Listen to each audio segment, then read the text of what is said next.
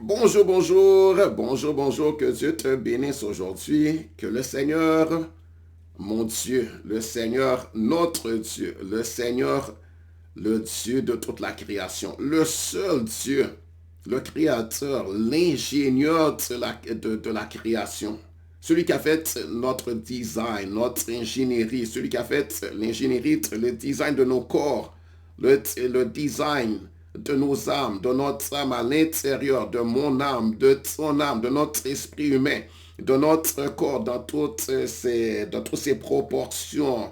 Gloire à l'Éternel dans sa morphologie, dans notre métabolisme, celui qui a créé les cieux et la terre, celui qui a créé nous les hommes. Béni soit l'Éternel, celui qui nous donne nos capacités. Gloire à son nom, celui qui nous donne la paix. La paix de Dieu, qui nous donne la paix, qui nous donne l'amour, qui verse l'amour dans nos cœurs, celui qui nous apprend à aimer, à pardonner, celui qui nous apprend comment vivre. Gloire à Dieu, celui qui nous rend heureux, celui qui rend heureux ceux-là qui se confient en lui, ceux-là qui le connaissent, ceux-là qui rentrent en relation personnelle intime avec lui, ceux-là qui se réconcilient à lui par Jésus-Christ, par le moyen de la foi en la mort et la résurrection de Jésus-Christ. Gloire à son Saint-Nom, qu'il soit glorifié, qu'il soit magnifié, qu'il soit exalté éternellement. C'est avec raison que qu'on l'aime. Et moi, je l'aime et je bénis le nom de notre Dieu, le Dieu créateur des cieux et de la terre, un seul Dieu manifesté sous trois manifestations du même Dieu. Le Père céleste et Jésus, le Fils de Dieu, et le Saint-Esprit consolateur, le Saint-Esprit. Gloire à Dieu, le Dieu tout-puissant, le Dieu qui nous a parlé par ses prophètes, par le prophète Moïse, par les prophètes de l'Ancien Testament. Le Dieu dont la Bible est la parole, le Dieu qui nous a parlé par les apôtres de Jésus-Christ, Dieu qui s'est manifesté sous forme humaine en Jésus-Christ. Gloire à Dieu, Jésus c'est Dieu lui-même manifesté sous forme humaine. Et c'est pour cela que je l'adore, je me donne tout entier à lui et je me consacre à lui, je me sanctifie pour lui. Il est mon Dieu.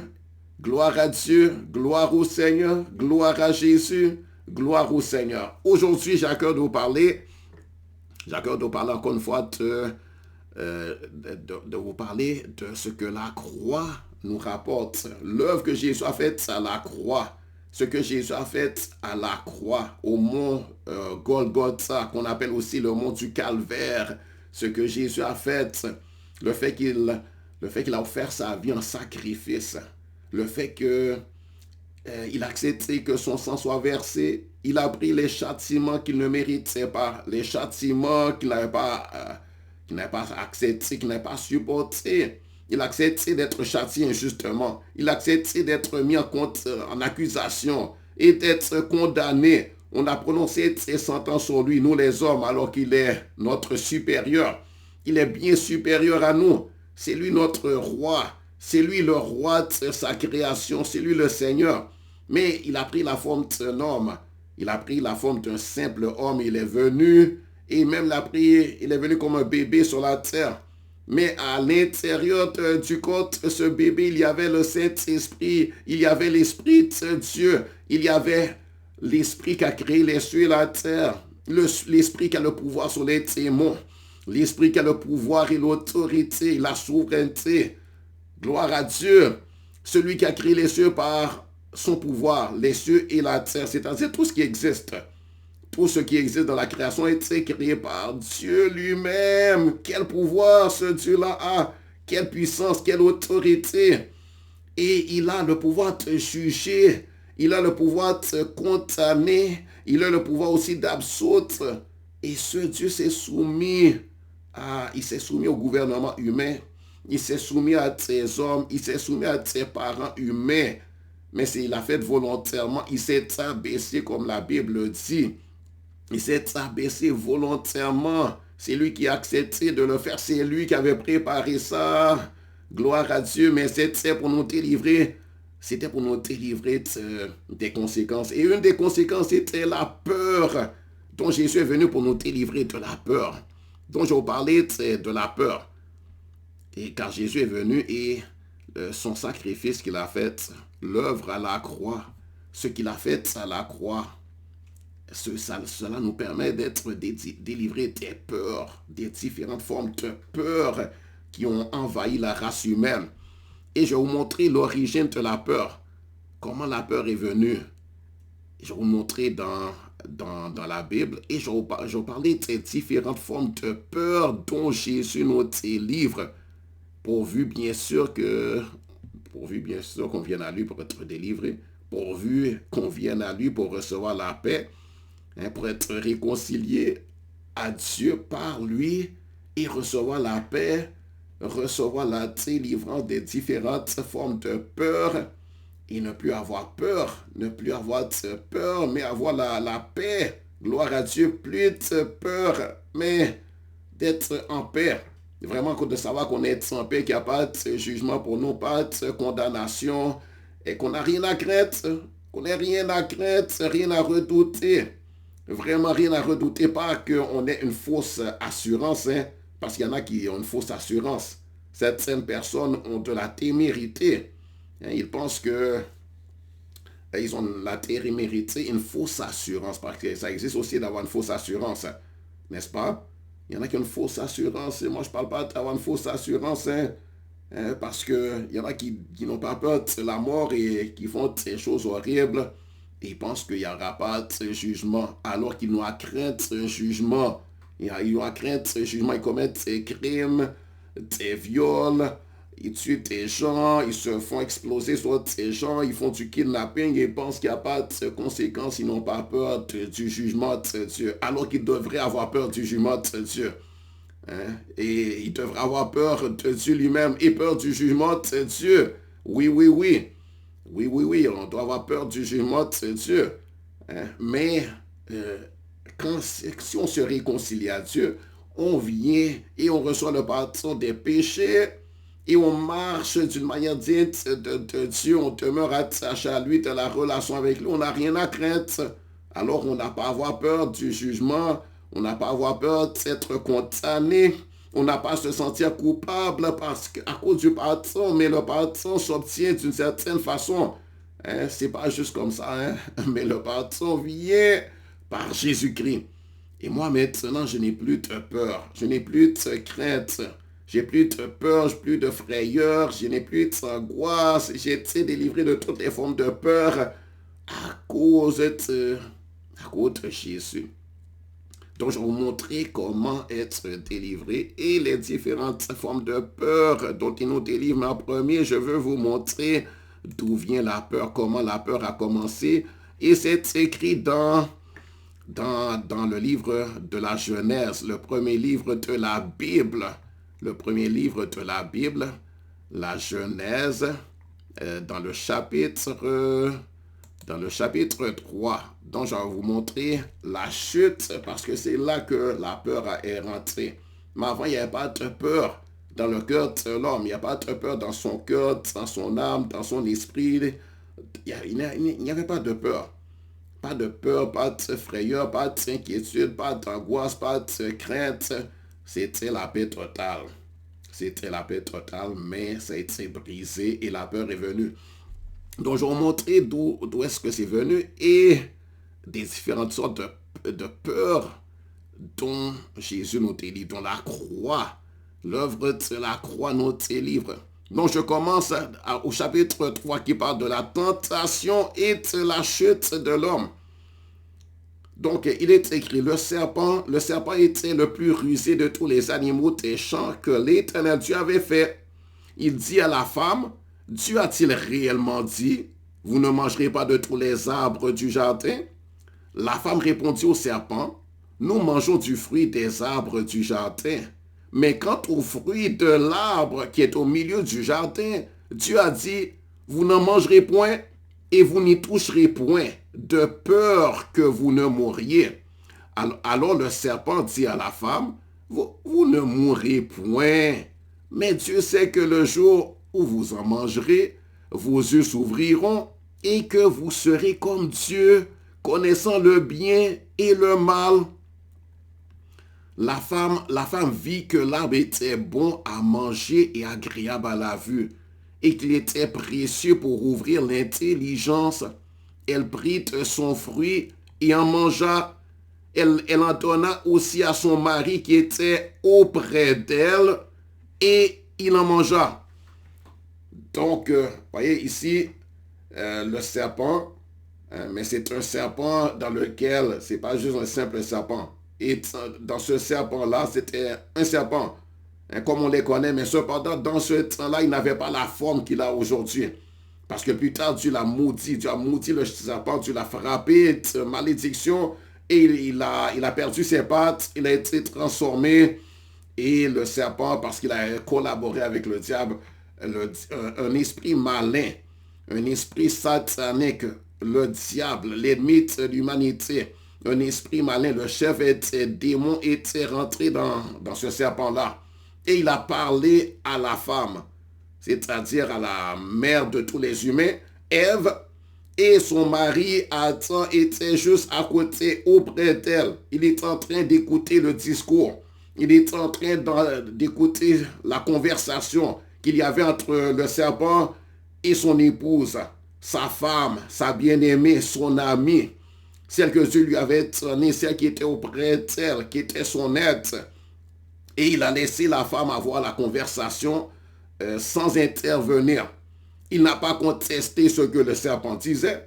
Il n'a pas contesté ce que...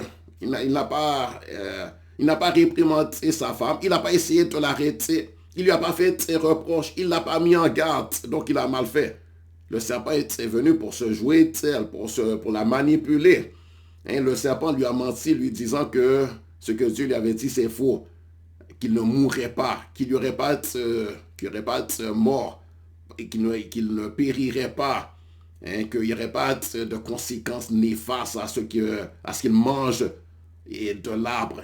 Donc c'est une désobéissance, n'est-ce pas? C'est une désobéissance. Il lui a dit qu'il n'y a pas de conséquences à la désobéissance, à la rébellion, au fait d'aller à l'encontre de ce que Dieu a dit spécifiquement, qu'il pouvait faire ce qui est interdit et qu'il n'y aurait pas de conséquences, pas de malheur, pas de châtiment, pas de mort. Mais le serpent était un menteur. Et là, l'homme, le mari, à qui l'ordre avait été donné, il était là, il n'a rien dit.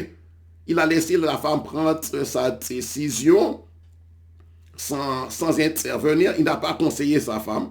Il n'a pas pris autorité sur les serpents. Il n'a pas protesté, il n'a pas contesté, il n'a rien fait.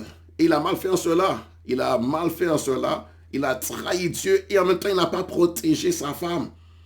Il n'a pas protégé sa femme. Il aurait dû protéger sa femme.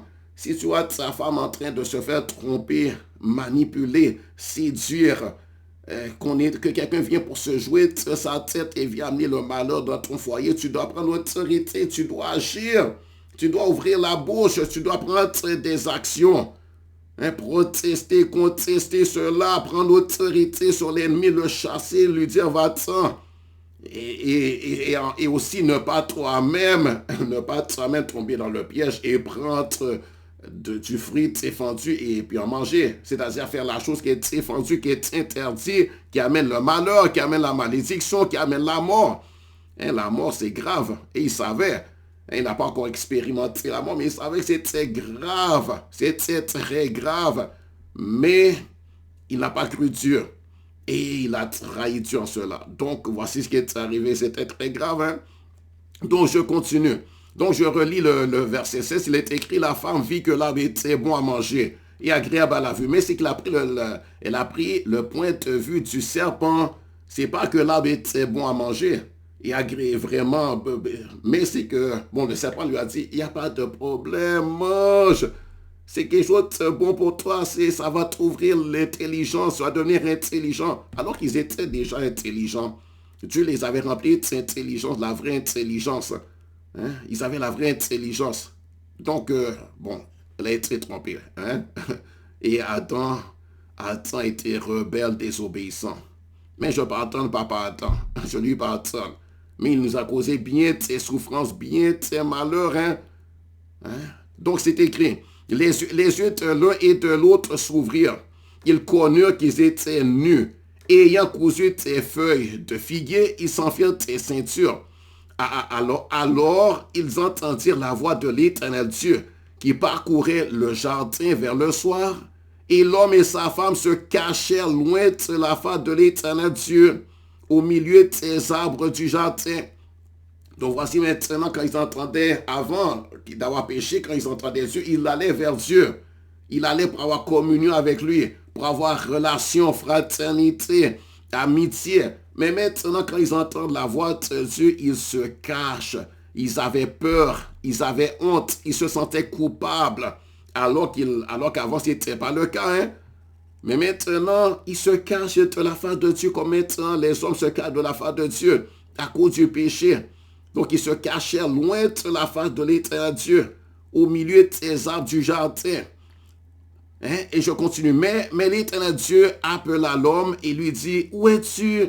Il répondit, j'ai entendu ta voix dans le jardin et j'ai eu peur parce que je suis nu et je me suis caché. Donc, c'est après avoir péché que maintenant, il a eu peur et il a eu honte aussi. Il s'est vu nu alors qu'avant, ce n'était pas le cas. Avant, ce n'était pas le cas. Peut-être je devrais vous le montrer avant. Hein, comment ils étaient avant. Avant, ils avaient communion avec Dieu, amitié, intimité, relation profonde, relation de complicité, d'amitié, relation heureuse, joyeuse. Hein, on va le lire au chapitre précédent. Hein, je vais vous montrer au chapitre précédent, ou bien en tout cas, ou bien vous allez simplement me croire que c'est comme ça. En tout cas, c'est quand la chose est arrivée. Avant, je vous le dis, la relation était belle, agréable, une relation de confiance, une relation heureuse, une relation sans gêne. Ils ne se cachaient pas de Dieu, ils n'avaient pas honte avant. Ils ne se sentaient pas coupables parce qu'il n'y avait pas de péché. Mais quand ils ont péché, là, ils se cachaient de Dieu. Ils avaient peur de Dieu. Ils avaient peur de lui. Donc, automatiquement, c'est même pas que Dieu leur a fait encore des reproches. Hein? Si on regardait, Dieu leur avait même pas fait de reproches encore. Ils n'avaient même pas encore été châtiés par Dieu. Et déjà, ils avaient peur. Ils se cachaient. Ils avaient honte aussi. Pourquoi ils se cachent comme ça? Hein? Pourquoi ils ont honte? Ils se disent, je suis nu avant. Est-ce qu'ils n'étaient pas déjà nus? Ça, c'est la honte, n'est-ce pas? Ils ont perdu quelque chose aussi. Hein. Je pense qu'ils ont perdu la gloire de Dieu. Parce que oui, la Bible dit, tous ont péché et sont privés de la gloire de Dieu. Donc, je pense qu'ils étaient recouverts peut-être de brillante lumière et on ne voyait pas leur nudité. Donc là, ce n'est pas écrit clairement exactement, mais je crois que, après la Bible dit, on a perdu la gloire de Dieu. Tous ont péché, sont privés. Après, ils ont perdu une couverture. Ils ont perdu quelque chose dès qu'ils ont péché. Ils ont perdu quelque chose. Ils ont perdu quelque chose. Il y a quelque chose de mauvais immédiatement qui est arrivé, immédiatement qui s'est produit en eux, et c'est la peur. Et sans même que Dieu leur ait fait encore des reproches, des réprimandes, prononcé des condamnations, Dieu ne les a pas accusés d'encore quoi que ce soit, n'est-ce pas? Automatiquement, le péché a causé ça. Il est écrit, il répondit, donc je relis verset 9. Il est écrit, mais l'Éternel Dieu appela l'homme, ça c'est juste après qu'ils aient péché, et lui dit, où es-tu? Il répondit, j'ai entendu ta voix dans le jardin et j'ai eu peur parce que je suis nu et je me suis caché. Et l'Éternel Dieu dit, qui t'a appris que tu es nu? Est-ce que tu as mangé de l'arbre dont je t'avais défendu de manger? L'homme répondit, la femme que tu as mise la femme que tu as mise auprès de moi m'a donné de l'arbre et j'en ai mangé. Et l'Éternel Dieu dit à la femme, pourquoi as-tu fait cela? La femme répondit, le serpent m'a séduite et j'en ai mangé. Donc là maintenant, voici, il s'accuse l'autre. Il dit, c'est la faute de la femme. Quoique c'est sa faute à lui, oui, c'était la faute de la femme aussi, mais c'est sa faute à lui aussi. Et lui, attends, c'est encore plus sa faute parce qu'il n'a rien fait. Il avait plus de connaissances que sa femme. Il avait plus de connaissances, il comprenait, il avait plus de discernement de la chose, plus de sagesse et de discernement. La Bible dit qu'il était, la Bible dit un peu plus dans un autre endroit que la femme était séduite, mais l'homme, c'est comme il savait ce qu'il faisait. Et il a décidé d'être rebelle. Là. Donc, et si on dit, on regarde, c'est le péché, dans quoi que tous les deux péchaient, mais l'homme était là, il n'a rien dit, il n'a rien fait pour empêcher la chose. Il n'a rien fait. Il a donné plus aussi d'importance, plus d'honneur à sa femme qu'à Dieu. La femme a décidé d'elle-même d'en manger et lui, il a décidé de suivre la femme plutôt que de rester fidèle à son Dieu. Et il n'a pas essayé de raisonner la femme. Il n'a pas essayé de la convaincre, de la dissuader de manger. Donc, il a mal fait en cela. Donc, vraiment, je ne suis pas fier dans cela. Hein? Il n'y a pas de quoi être fier de lui. Il a agi de façon honteuse. Il agit mal. Il agit mal. Et le péché est rentré à cause de lui. Mais je pardonne, papa Adam. Il faut lui pardonner. Et d'ailleurs, là, ce qui est arrivé. Mais Dieu nous envoie un puissant sauveur. Un libérateur. Quelqu'un qui vient nous permettre d'être rachetés. De retourner dans la relation avec Dieu. Quoi qu'on doit y travailler. Mais travailler pas dans le sens que on travaille pour mériter le pardon, mais dans le sens d'y travailler, dans le sens qu'on doit faire ses efforts. On doit faire ses efforts. Même quand tu reviens à Jésus, tu dois faire ses efforts pour aller à Dieu. Prendre du temps dans la prière, par exemple, le matin, prier souvent. Prendre le temps de méditer la parole de Dieu, lire la Bible. Il faut chercher Dieu pour le connaître. Il faut chercher et connaître Dieu, c'est pas seulement d'ouvrir la bouche et de dire Jésus, je te reçois comme Seigneur et Sauveur. C'est bien plus que ça.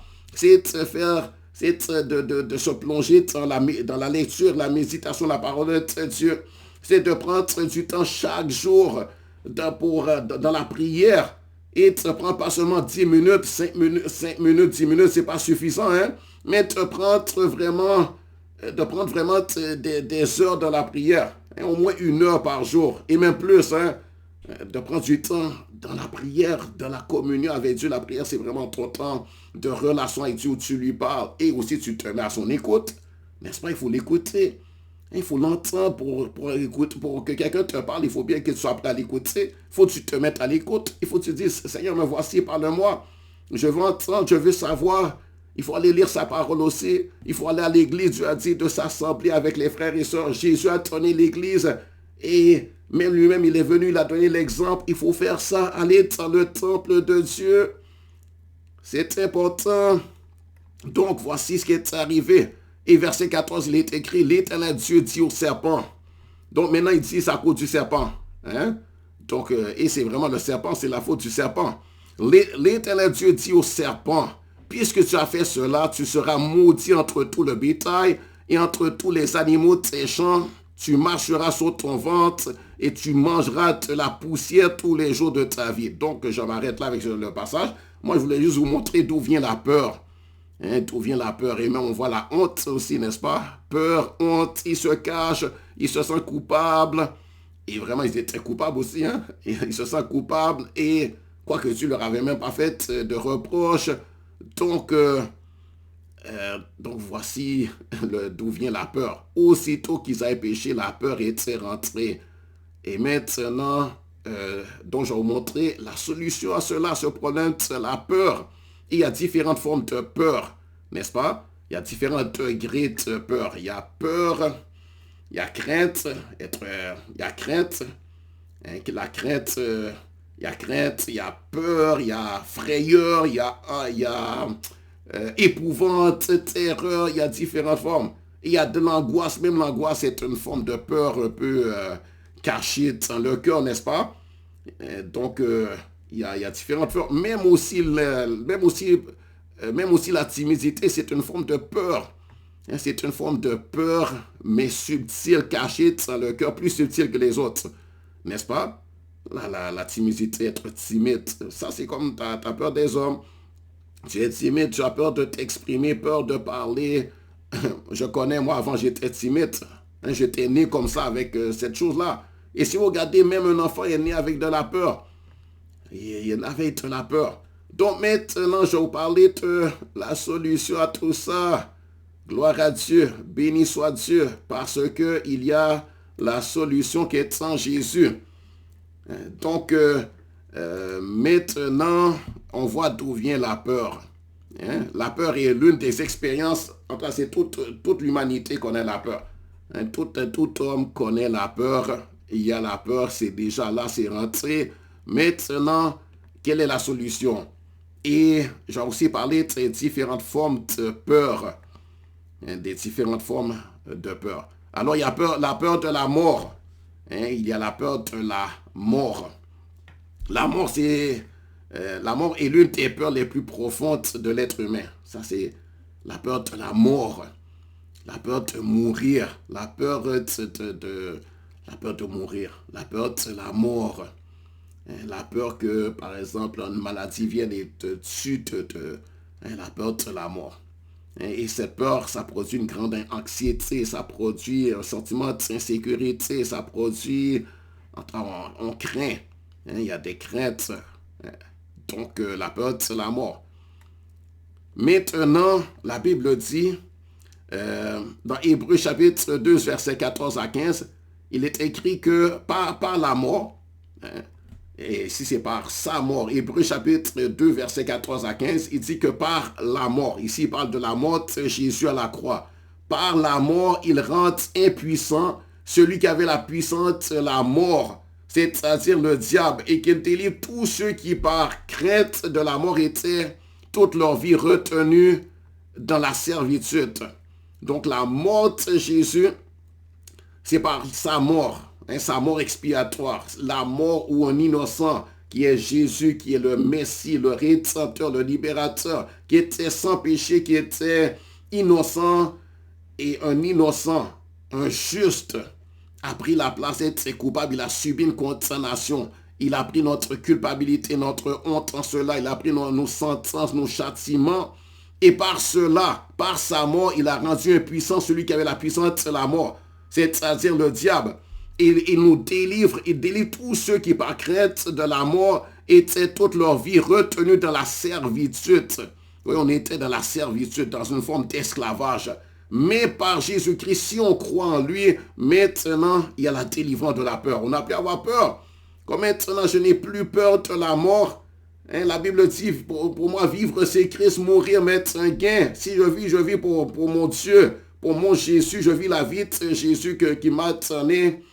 Et si je meurs, c'est-à-dire la mort physique et la mort spirituelle, moi, j'ai été ressuscité avec Dieu. Vous voyez, quand on a reçu Jésus, on a la vie éternelle, on reçoit la vie éternelle. Donc la mort spirituelle, c'est déjà réglé ce problème-là. Et quant à la mort physique, on n'a plus peur de la mort physique parce qu'on sait que quand la mort physique vient, on va là-haut dans le ciel. Et cette peur de mort physique est enlevée de nos cœurs.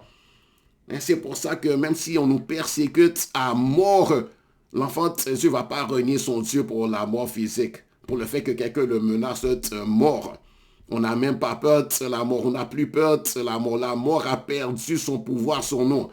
Et la mort, la Bible dit, mort où est ton aiguillon? La mort a perdu son pouvoir, son nom. On n'a plus peur.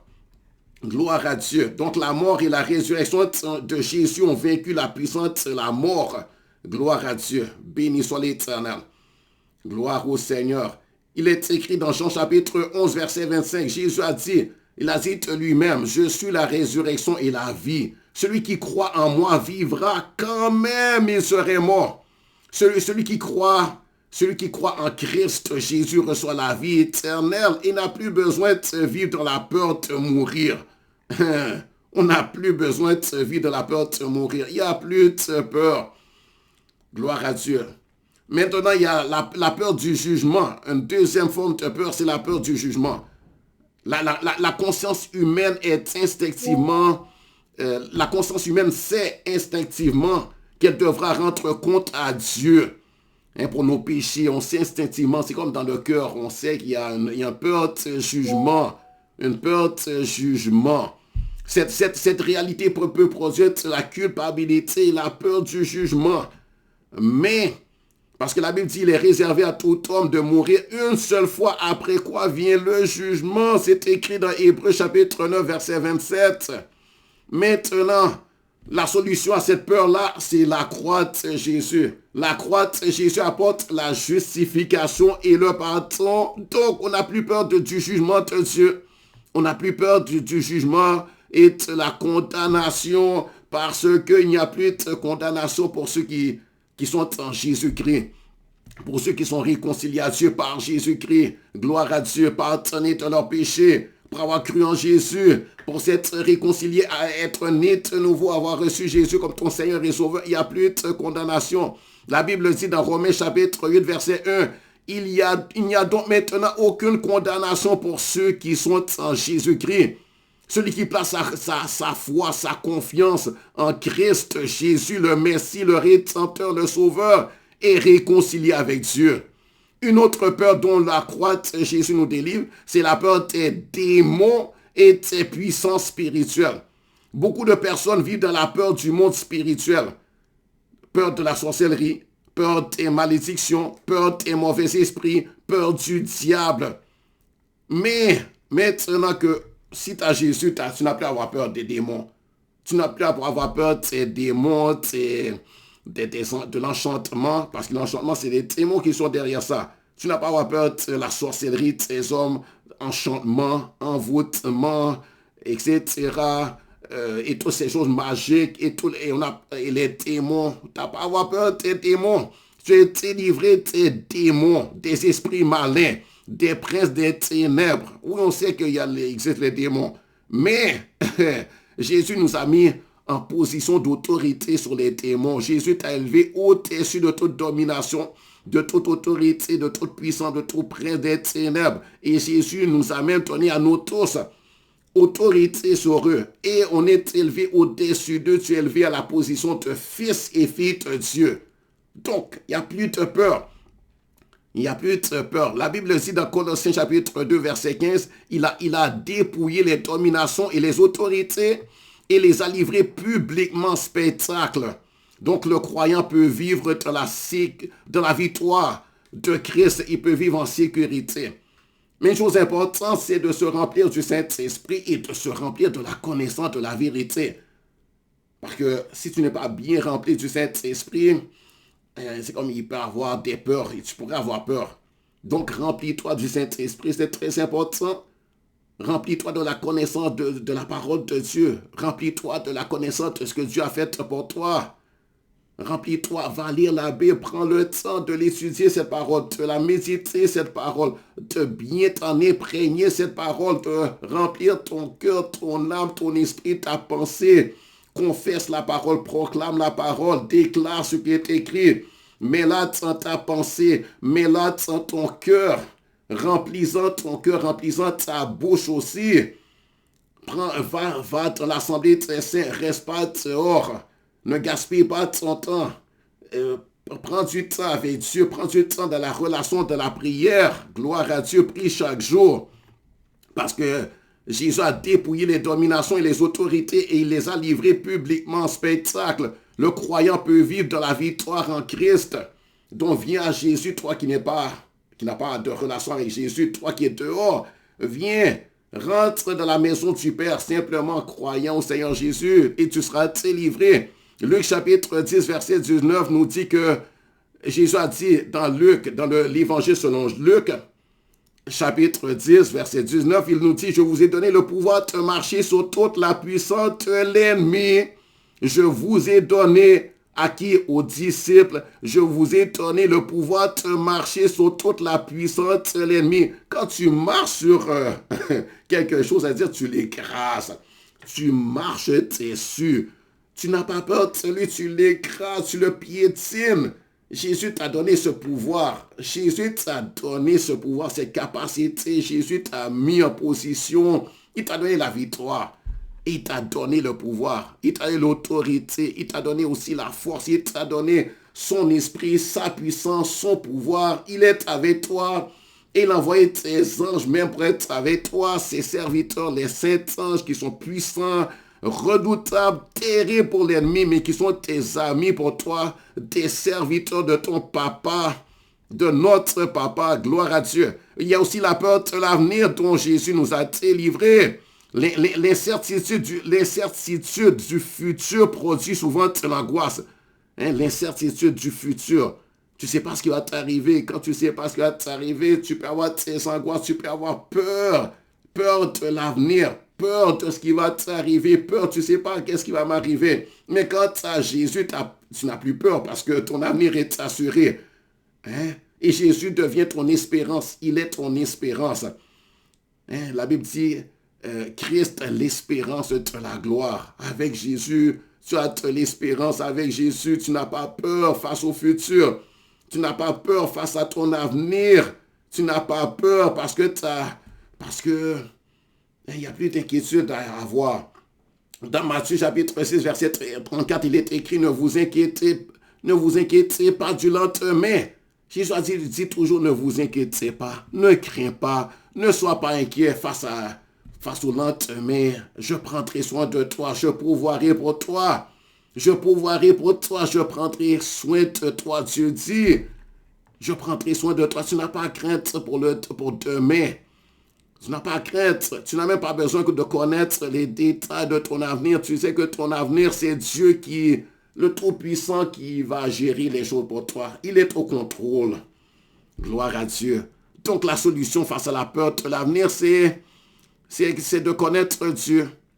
Dieu, lui, connaît l'avenir. Donc, connais ton Dieu. N'aie pas peur. Juste fais confiance à ton Dieu. Sois plein d'assurance. Ton avenir est entre les mains de Dieu. Gloire à Dieu. Lui, il est éternel. Lui, il est tout puissant. Lui, là, il est omniscient. C'est-à-dire, il a toute la sagesse, toute l'intelligence. Il connaît tout, il comprend tout. Il peut tout gérer pour toi. C'est pas à toi de gérer ton avenir. C'est pas à toi lui, il a des projets. Il dit, je connais les projets que j'ai formés sur vous, dit le Seigneur. Il connaît les projets qu'il a formés sur toi. Lui, il a des projets pour toi. Hein, juste viens à lui et lui-même, là, il va te faire connaître, il va te conduire dedans. Béni soit l'Éternel, gloire à Dieu. Gloire à Dieu, alléluia, merci Jésus. Dans Jérémie, justement, chapitre 29, verset 11, il est écrit, « Car je connais les projets que j'ai formés sur vous, dit l'Éternel, des projets de paix et non de malheur, afin de vous donner un avenir et de l'espérance. » Donc la confiance en Dieu apporte la paix. La solution, c'est la confiance en Dieu. Maintenant, il y a aussi la peur des hommes, la peur des hommes. La peur du regard des autres peut devenir un piège. La peur de ce que l'homme peut te faire. La peur du jugement de l'homme. La peur d'être rejeté par l'homme, la peur de ce que l'homme peut te faire, parce qu'on sait qu'il y a des hommes méchants, hein? Mais peu importe qu'il y a des hommes méchants, tu n'as pas à avoir peur de l'homme, de ce que l'homme peut te faire, de ce qu'il pense de toi, de critiques de l'homme à ton égard, des calomnies de l'homme, etc. Calomnie de l'homme, etc. Persécution de l'homme, oppression que l'homme peut faire sur toi. Attaque de l'homme. Oui, on sait que il y a des hommes méchants, mais tu n'as pas à crainte.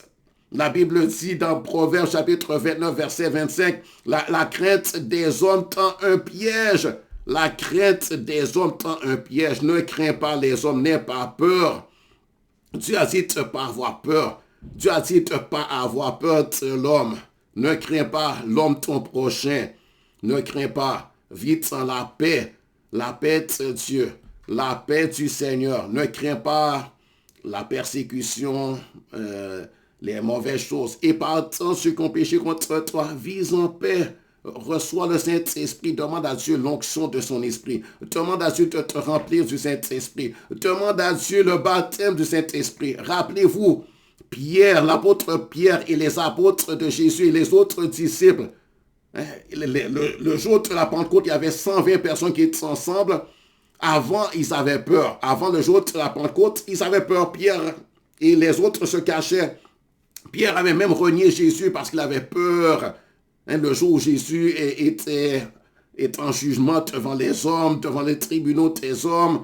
Et Pierre avait renié Jésus, vous vous rappelez? Mais après le jour de la Pentecôte, le jour même de la Pentecôte, il fut rempli du Saint-Esprit, il fut baptisé du Saint-Esprit, il parlant d'autres langues. Et là maintenant, il n'avait plus peur. Il n'a plus jamais eu peur après ça. Il n'a plus peur de ces hommes. Il n'a plus peur face aux menaces, face à ce que l'on pourrait lui faire, l'emprisonner, le juger injustement, lui faire ses justice, etc. Il n'a plus eu peur. Et quoique les hommes étaient encore méchants, les hommes étaient encore méchants, ils étaient encore injustes, mais lui n'avait plus peur. Il y avait une paix qui était rentrée en lui, une puissance. La puissance que Dieu avait fait rentrer en lui, c'était une puissance qui faisait qu'il n'avait plus peur, qui faisait qu'il était bien heureux, sans crainte, sans peur de ces hommes, et capable de faire face aux choses, à la vie et au regard de ces hommes sans peur. Gloire à Dieu.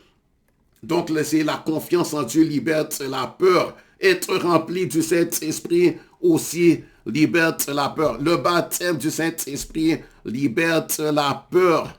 Gloire à Dieu.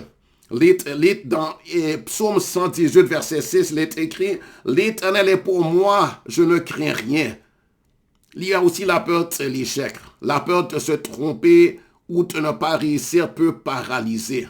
La peur de l'échec, la peur de l'échec. Hein? Donc, tu n'as pas à avoir peur de l'échec, peur de se tromper, peur de faire une erreur, hein? La peur de ne pas réussir. Tu n'as pas à avoir peur.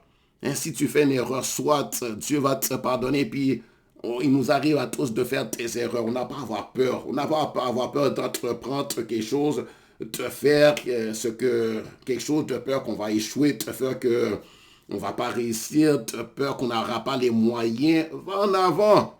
Va en avant. Si tu tombes, tu vas te relever. Si tu tombes, relève-toi. Si tu regardes par exemple, quand les hommes ont voulu faire des inventions, bon, c'est pas la première tentative, ni la deuxième, ni la troisième qu'ils ont réussi. Hein, tu ne dois pas avoir peur des échecs. Tu ne dois pas avoir peur d'échouer. Et même si tu as échoué dans le passé, mais Dieu te dit de faire quelque chose, fais-le. Mais si c'est une bonne chose que tu as à faire, fais-le. Ne crains pas.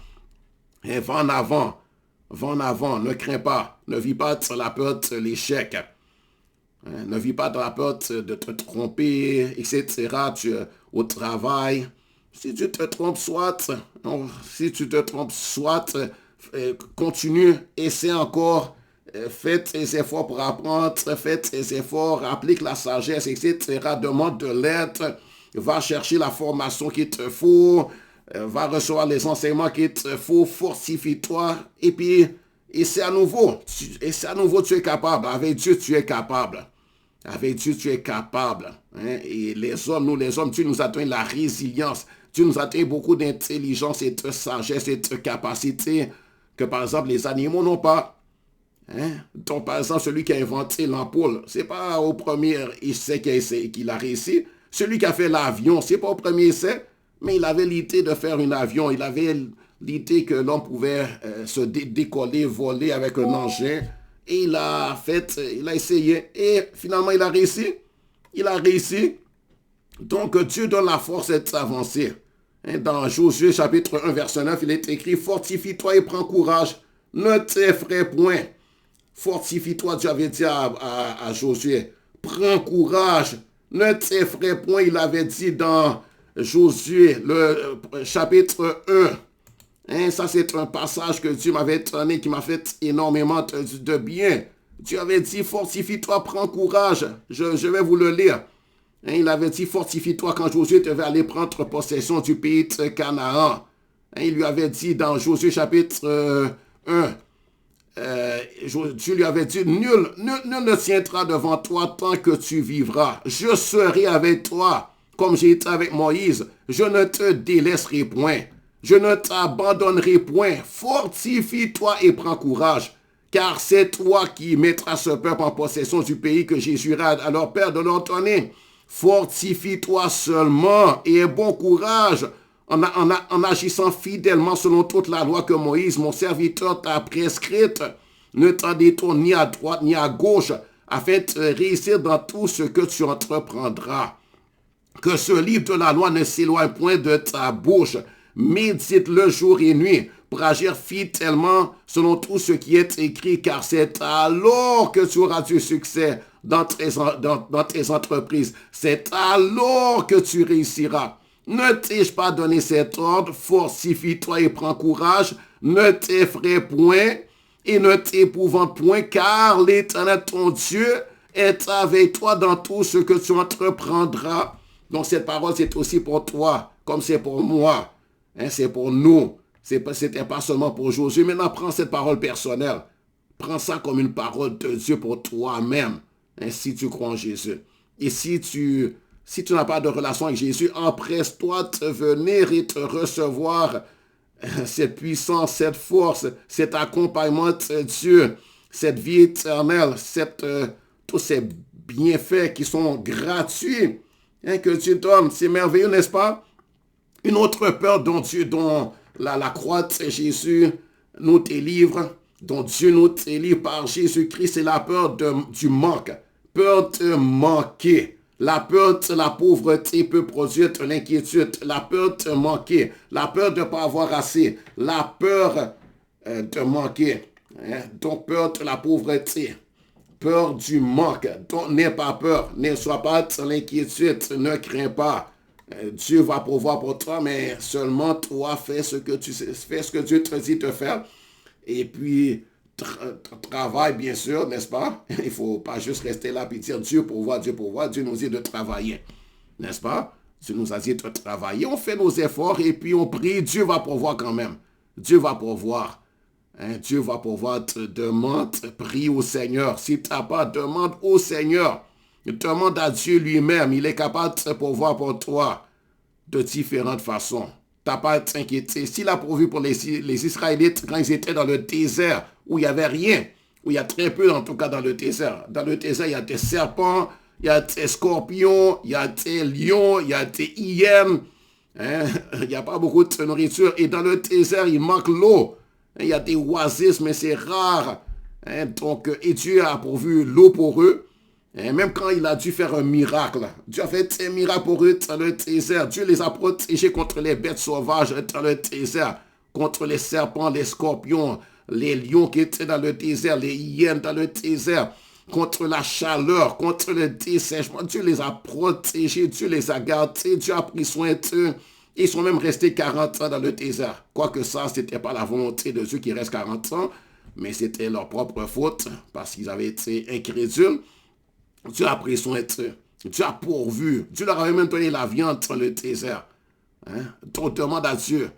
Demande à Dieu. Demande à ton Père si tu crois en Jésus, il est devenu ton Père. Il est écrit dans Matthieu chapitre 6, verset 31 à 33. Votre Père céleste sait que vous en avez besoin.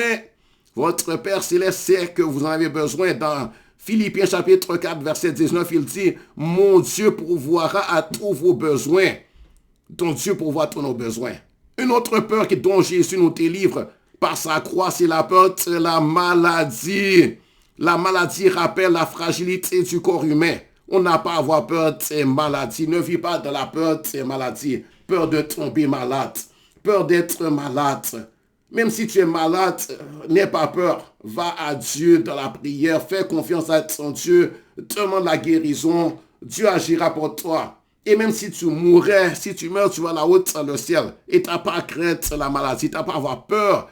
Tu n'as pas à avoir peur. Tu ne dois pas vivre dans la crainte, dans la peur de la maladie. Tu ne dois pas avoir des angoisses. Ce n'est pas bon du tout d'avoir des angoisses ou de trembler face à la maladie, de redouter la maladie, de dire, oh, j'ai peur de tomber malade. Oh, j'ai peur de tomber malade. N'aie pas peur. Refuse la peur. Refuse carrément la peur. Ce n'est pas pour toi. Ce n'est pas pour toi. Et si tu as peur, eh bien, viens à Jésus. Et si tu as peur et tu es un enfant de Dieu, eh bien, ne tremble pas, je peux te dire, remplis-toi du Saint-Esprit. Remplis-toi de la parole de Dieu. Remplis-toi de la parole de Dieu. Remplis-toi du Saint-Esprit. Cherche des livres, des bons livres sur le sujet de la guérison. Sur le sujet de la guérison, où on parle de la santé divine et de la guérison. Moi, j'en ai écrit. Va sur Amazon, tu vas trouver. Va sur Amazon, tu vas trouver tes livres sur la guérison. Remplis-toi de la parole de Dieu parce que c'est la parole de Dieu qu'on est rempli de la parole de Dieu. Remplis de ses promesses. Remplis de la connaissance de ton Dieu. Remplis de ce que la parole de Dieu, eh bien, il n'y a pas de place pour la peur. Gloire à Dieu. Et Dieu a même donné à l'Église des dons de guérison. C'est pourquoi? C'est pour te guérir. C'est pour nous guérir. Dieu nous a donné des dons. Et Dieu nous a donné l'autorité pour chasser les esprits de maladie. Dieu nous a donné sa présence. Dieu nous a donné le sang de Jésus. Donc, la croix, c'est un sceau de guérison. Hein, il y a la guérison, il y a la santé et la maladie est toujours vaincue. La maladie est toujours vaincue. Même si tu mourrais, parce qu'un jour, on doit partir. Un jour, on va quitter. Un jour, on doit y aller. Hein, quoique je ne veux pas y aller avant mon temps. Moi, je vis longtemps sur la terre. Je vis longtemps. Et je ne vais pas laisser un quelconque démon me détruire. Je ne vais pas laisser un quelconque démon me ravager par la maladie. Je ne vais pas laisser un quelconque démon me dévorer. Hein, je résiste aux démons. Je résiste aux esprits malins. Je leur fais la guerre. C'est la guerre. Hein, c'est la guerre. Il faut faire la guerre aux esprits malins. Il faut faire la guerre. Il faut résister, rejeter la maladie. Et tout faire pour guérir. La Bible dit, chapitre 53, verset 5, c'est par ces meurtrissures que nous sommes guéris. C'est par les meurtrissures de Jésus, ces blessures qu'il a subies lorsqu'il a été frappé, souffleté, fouetté, avec les lacérations. Il a été meurtri, il a été blessé. C'était pour notre guérison. Il a porté nos maladies, nos douleurs, nos souffrances, nos infirmités, afin qu'on soit guéri, restauré et qu'on ait la santé. Hein, que je ne sois pas tout le temps même malade. Hein, c'est bon de vivre en santé. Gloire à Dieu. Il y a la peur de la solitude aussi. La peur d'être seul. La peur d'être abandonné. Hein, certaines personnes craignent d'être abandonnées par exemple par leur mari, abandonnées par leurs enfants, abandonnées par les personnes qui l'aiment. Hein, surtout quand tu as subi l'abandon. Ne crains pas. Dieu, lui, sera toujours avec toi. L'homme pourrait vraiment t'abandonner, mais ne crains pas. Même si l'homme t'abandonne, Dieu est là. Dieu est plus qu'un homme. Hein? Si ton homme t'a abandonné, pardonne cette personne. Si ton mari t'a abandonné, ta femme t'a abandonné, pardonne. Et puis, sache que Dieu est là pour toi. Tu as plus grand, tu as plus précieux, tu as plus quelqu'un de plus haute dignité qui t'aime et qui est avec toi. Jésus. Ou bien qui veut être avec toi si tu ne l'as pas encore reçu, si tu n'es pas encore entré dans la relation avec lui. En tout cas, lui, il t'appelle. Hein? Solution, Dieu promet sa présence. Hein? Ça, c'est la solution au problème de la peur, de la solitude. Dieu a dit, je ne te délaisserai point. Je ne t'abandonnerai point. Hein? Dans Psaume 27, chapitre 10, il dit, l'Éternel me recueillera. Hein? David a dit, l'Éternel me recueillera. Même si mon père et ma mère m'abandonnent, mon Dieu va me recueillir. Il y a là aussi la peur de l'inconnu. L'homme peut craindre ce qu'il ne comprend pas. La crainte de l'inconnu. Mais la confiance en Dieu apporte la direction. Hein? La confiance en Dieu apporte la direction. Confie-toi en l'Éternel de tout ton cœur. Hein? Aie confiance en lui. La peur du rejet. Hein? Ça, c'est une autre forme de peur. La peur d'être rejeté par les hommes. L'homme a besoin d'être accepté. Et c'est une chose profonde dans l'homme. On n'aime pas être rejeté. C'est pas qu'on doit aimer être rejeté, hein? Mais on ne doit pas avoir crainte d'être rejeté. Si un homme me rejette, soit Dieu lui, il ne va pas me rejeter. Dieu est avec moi. Et si un homme me rejette, soit je suis heureux quand même. Et Dieu m'a donné sa présence. En plus de cela, j'ai beaucoup de frères et sœurs de l'Église de Jésus-Christ. Gloire à Dieu. Nous sommes tes frères et sœurs. Et nous sommes tes millions. Et nous sommes tes amis les uns pour les autres. Des compagnons de service. Gloire à Dieu. Il y a l'amitié en Christ. Il y a la fraternité.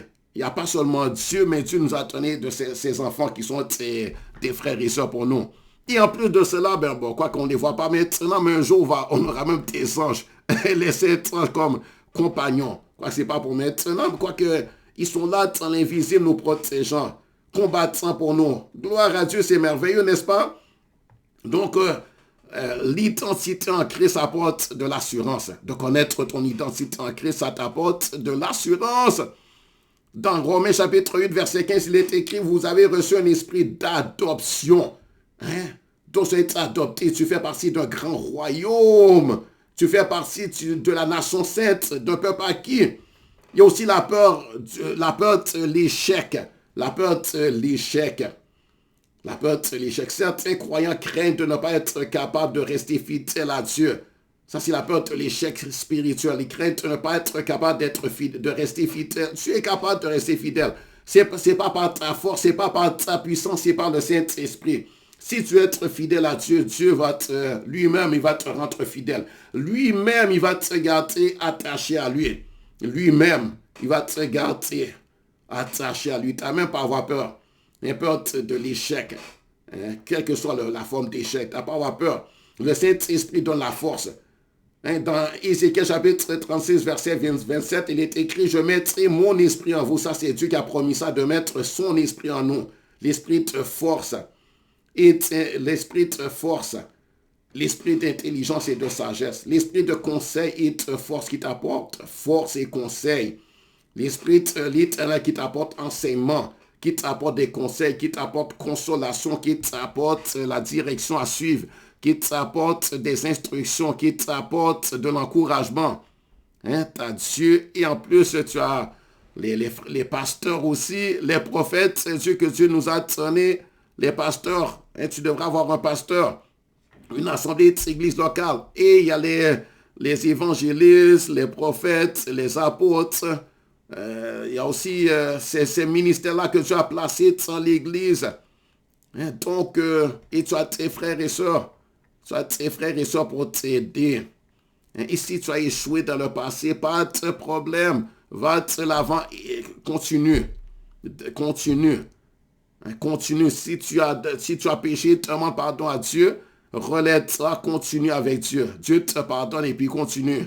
Gloire à Dieu. Il y a aussi la peur de malédiction familiale. Certaines cultures vivent sous la peur de malédiction ancestrale. Tu n'as pas à vivre dans la peur de malédiction ancestrale. Tu as été livré de malédiction ancestrale.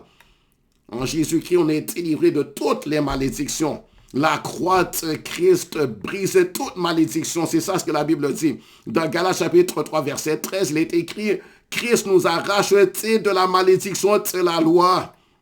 Il y a aussi la peur des catastrophes. Les crises mondiales peuvent produire la panique. Mais on ne doit pas être dans la panique, quelles que soient les crises, quelles que soient les guerres, quels que soient les bruits de guerre, quelles que soient les famines. Ne crains pas les catastrophes. Hein, ne retire pas les catastrophes. Et s'il y a des catastrophes, sois en paix. Dieu te protégera. Et puis même si, bon, peu importe, tu n'as pas à craindre. Dieu prendra soin de toi. Dieu va te protéger. Hein, prie le psaume 91. Hein, celui qui demeure, et puis personnalise, je demeure sous l'abri du Très-Haut. Je repose à l'ombre du Tout-Puissant. Je dis à l'Éternel, tu es mon refuge et ma forteresse, mon Dieu. Tu es mon Dieu en qui je me confie. Que 1000 tombent à mon côté, 10 000 à ma droite. Moi, je ne serai pas atteint. Mais de mes yeux seulement, je regarderai et je verrai la rétribution de tes méchants. Hein, donc Dieu est ton refuge. Hein, c'est pourquoi nous sommes sans crainte. Gloire à l'Éternel. La peur du diable. Certaines personnes vivent dans la crainte constante de Satan. Ne crains pas Satan, ne crains pas le diable. Christ est plus puissant que lui. Ton Dieu est plus puissant que lui. Il est le Dieu tout-puissant. Hein? Celui qui est en vous est plus grand que celui qui est dans le monde. Il y a aussi la peur de perdre ce que l'on possède. L'attachement au bien matériel peut produire de l'angoisse. Il ne faut pas être attaché au bien matériel. Hein? On n'a pas crainte de perdre ce qu'on possède. Le royaume de Dieu est ta vraie richesse. Hein? Ta vraie richesse, c'est Christ. Christ en toi, c'est ta richesse. Hein? L'onction du Saint-Esprit, la parole de Dieu, l'Esprit de Dieu en toi, les dons du Saint-Esprit, le fruit de l'Esprit en toi, la connaissance que tu reçois. C'est ça la vraie richesse. C'est ça la vraie richesse. Tu n'as même pas crainte de perdre tes biens matériels. Tu n'as pas crainte d'un incendie dans ta maison. Ne crains rien. Hein? La peur, ce n'est pas une bonne chose. Ne te laisse pas aller à la peur. Dans Matthieu chapitre 6, verset 20, il est écrit « Amassez-vous des trésors dans le ciel. » Amassez-vous des trésors dans le ciel. Il y a aussi la peur de l'abandon. Peur d'être abandonné par quelqu'un. Hein? Les blessures émotionnelles peuvent produire une peur profonde. Mais ne crains pas d'être abandonné par quelqu'un. Ne crains pas. Ne crains pas. Ne crains pas. Donc la solution, Dieu est fidèle. Dieu est fidèle, sache que Dieu est fidèle. L'Éternel, ton Dieu, marchera lui-même avec toi. Gloire à Dieu. Dieu vraiment ne t'abandonnera pas, ça tu le sais. Hein? Ça, tu le sais déjà. Tu as Dieu qui ne va pas t'abandonner. Gloire à Dieu. Hein? Et demande à Dieu la guérison de tes blessures émotionnelles. Si tu as subi un divorce, demande à Dieu de te guérir des blessures émotionnelles, d'avoir été rejeté, répudié par ton mari ou bien rejeté par ta femme. La peur des ténèbres. Certaines personnes craignent le monde invisible, les ténèbres, ou bien même la peur carrément quand il fait noir. On n'a pas à avoir peur, hein, mais il peut avoir très peur, hein, des phobies. Demande à Dieu de te délivrer des phobies, il va te délivrer. Christ est ta lumière. Jésus a dit, je suis la lumière du monde. Il y a aussi la peur du changement. Les transitions de la vie peuvent provoquer de l'insécurité. Ne crains pas le changement. Dieu guidera tes pas. Dieu guide tes pas. L'Éternel a fermé les pas de l'homme. Il peut aussi avoir la peur intérieure et l'angoisse. Il peut avoir des angoisses. Certaines peurs sont diffuses, comme par exemple l'anxiété, l'angoisse, des oppressions. N'aie pas peur. La paix, c'est sur la paix que Dieu donne, garde le cœur. Jésus a dit, je vous donne ma paix. Et dans Philippiens chapitre 4, verset 6 à 7, il est écrit, la paix de Dieu gardera vos cœurs et vos pensées en Jésus-Christ. Gloire à Dieu. Donc la solution à toutes les peurs, c'est l'amour de Dieu. Connaître l'amour de Dieu. Croire que Dieu t'aime. Connaître l'amour de Dieu dans le sens de recevoir l'amour de Dieu. Quand tu reçois l'amour de Dieu, tu connais que Dieu t'aime, tu reçois son amour, tu reçois sa présence, tu reçois la relation avec lui. Et puis, l'amour de Dieu bannit la crainte. La Bible dit, l'amour parfait bannit la crainte. La Bible enseigne que la racine de la peur disparaît lorsque l'homme rencontre l'amour de Dieu. La gloire à Dieu. La racine de la peur disparaît lorsque l'homme rencontre son Dieu. Gloire à Dieu. Dieu a dit dans 2 Timothée chapitre 1 verset 7, Dieu ne nous a pas donné un esprit de peur, mais de puissance, d'amour et de sagesse. La croix apporte le pardon des péchés, la paix avec Dieu, la victoire sur Satan, la sécurité spirituelle, la vie éternelle. Gloire à Dieu. Gloire à Dieu. Toutes les formes de peur, que ce soit la crainte, la frayeur, l'épouvante, la terreur, toutes les formes de peur trouvent leur délivrance en Jésus-Christ. Par la croix de Christ, la peur de la mort est vaincue. La peur du jugement disparaît. La peur des puissants des ténèbres est brisée. La paix de Dieu remplit le cœur. Et la paix de Dieu remplit le cœur et les peurs disparaissent. Le croyant peut alors proclamer, l'Éternel est ma lumière et mon salut, de qui aurais-je peur? Alléluia, gloire à Dieu, gloire au Seigneur, gloire à Jésus. Alors, reçois la paix. Vis dans la paix. Gloire à Dieu. Gloire à Dieu. Si tu as des peurs, si tu as peur, eh bien, si tu as peur et tu n'as pas encore la relation avec Dieu, tu n'as pas de relation avec lui, hein, tu ne médites pas sa parole, tu ne marches pas avec lui, tu ne vas pas à l'église, tu ne connais pas Dieu véritablement. Tu ne peux pas dire que si tu meurs aujourd'hui, tu vas aller là-haut dans le ciel. Si tu ressens de la condamnation, tu as peur du jugement de Dieu, eh bien, ouvre ta bouche. Je te recommande, ouvre ta bouche et dis ces paroles à Dieu. Oh Dieu, je viens à toi. Je reconnais que j'ai peur. Je reconnais que j'ai des craintes, des peurs, des angoisses. C'est parce que je ne te connais pas encore. C'est parce qu'il me manque la relation avec ça. C'est parce que je ne me sens pas encore pardonné. J'ai la crainte du jugement, la crainte d'être rejeté, la crainte d'aller en enfer. C'est parce que je n'ai pas encore mis les choses en règle avec ça. Je te demande de me pardonner. Je te demande de me pardonner mes péchés. Aujourd'hui, je reviens à toi. Aujourd'hui, je crois en la mort et la résurrection de Jésus à la croix. Je crois en l'œuvre que Jésus a faite à la croix. Je crois qu'un juste, un innocent Jésus est mort pour moi, un coupable. Je reconnais ma culpabilité. Je reconnais mon péché. Je reconnais que je mérite les châtiments. Mais je te demande de me pardonner à cause de ce que Jésus a fait à la croix. à cause de son sacrifice, à cause de son sang versé, à cause de tout ce qu'il a fait pour que moi je puisse être pardonné. Alors pardonne-moi, sauve-moi, donne-moi la vie éternelle, remplis-moi de ta paix, remplis-moi de ta paix, de ta joie, de ton esprit. Au nom de Jésus, je reçois maintenant au nom de Jésus. Amen. Et si tu es un enfant de Dieu et tu sens la peur, tes craintes, tes angoisses, fais cette prière maintenant avec moi. Dis, Père éternel, Dieu mon Père céleste, je te demande de me remplir de ton esprit. Je te demande le baptême du Saint-Esprit de feu, le puissant baptême, le baptême de feu, le feu de ton esprit qui va venir brûler les peurs en moi. Je te demande de me baptiser de ton esprit et de ce feu, de me remplir de ton esprit jusqu'à ce que ça déborde de moi. Et le feu de ton esprit qu'il vienne, oh Dieu, m'envelopper et Seigneur Papa, m'entourer et remplir en moi, mais rentrer en moi pour brûler les peurs, les craintes, les angoisses et tout cela. Il apporte seulement de consolation par le Saint-Esprit. La consolation vient consoler mon cœur, vient guérir mon cœur des abus subis, le rejet subi, l'abandon subi aux mains de ces hommes et de toutes les blessures de l'âme, les blessures sentimentales, émotionnelles. Oh Dieu, viens guérir mon cœur, viens guérir mon âme, viens guérir mon intérieur. Viens me fortifier. Fortifie-moi, guéris-moi, remplis-moi de ton esprit, remplis-moi de ta paix, remplis-moi de ta joie, la joie de l'Éternel. Fais une guérison en moi, fais une restauration en moi. Guéris-moi et guéris aussi mon corps.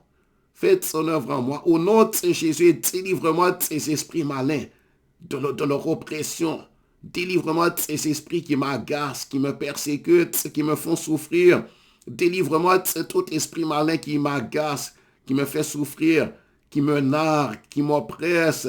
Délivre-moi du malin.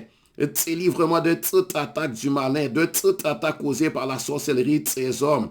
S'il y a eu la sorcellerie contre des hommes, fait contre moi, délivre-moi de cela à cause du sang de l'agneau. Je mets ma confiance en Jésus. Il est mon espérance. Délivre-moi de toute forme d'oppression, de toute forme d'attaque, quelle que soit l'origine de cela. Peu importe, papa, d'où ça vient.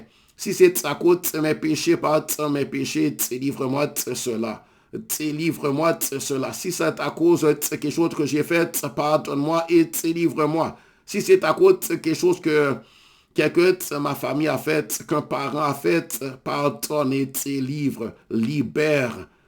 Au nom de Jésus, sois mon armure, sois ma forteresse, sois mon puissant soutien, sois mon défenseur, sois mon libérateur. Au nom de Jésus. Au nom de Jésus, je te demande, basé sur son sacrifice, Père, à cause de tes promesses. Et je reçois par la foi au nom de Jésus. Amen. Amen, amen, amen. Alors que Dieu te bénisse. Au revoir. Bonne journée. Bye. C'était Mario.